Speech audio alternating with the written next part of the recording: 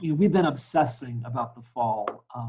It's taking all of our time, but something that we're doing, I think, a little bit differently is rather than reacting to COVID-19 and letting it kind of dictate us, we're trying to get ahead of it and be in charge of COVID-19. And so with that said, we've given a lot of thought to what is the student experience we want for the fall semester.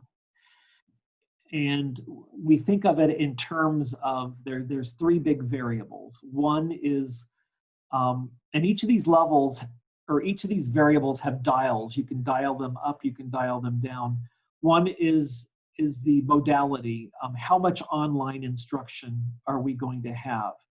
And you can dial that up, you can dial that down. The other variable is the amount of what I'm calling, it's the socialness. It is the social interaction. It's the student engagement piece.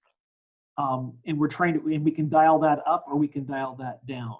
And that's the amount of interaction that takes place on the campus.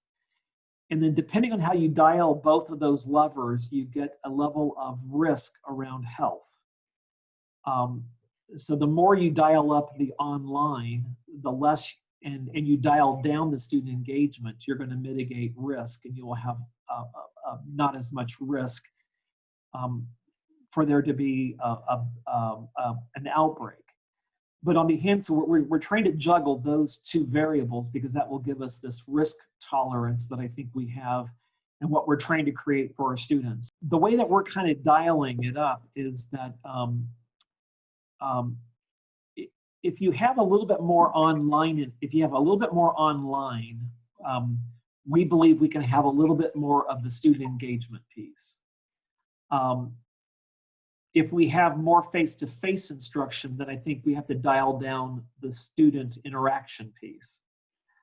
But I think what we're hoping for is a nice blending of those two. What's important to me is that we make decisions based on learning outcomes. So professors have learning outcomes, and I think the learning outcomes dictate which courses are online and which courses are in a face-to-face mode. If your outcomes are skills-based, it's important to have face-to-face instruction.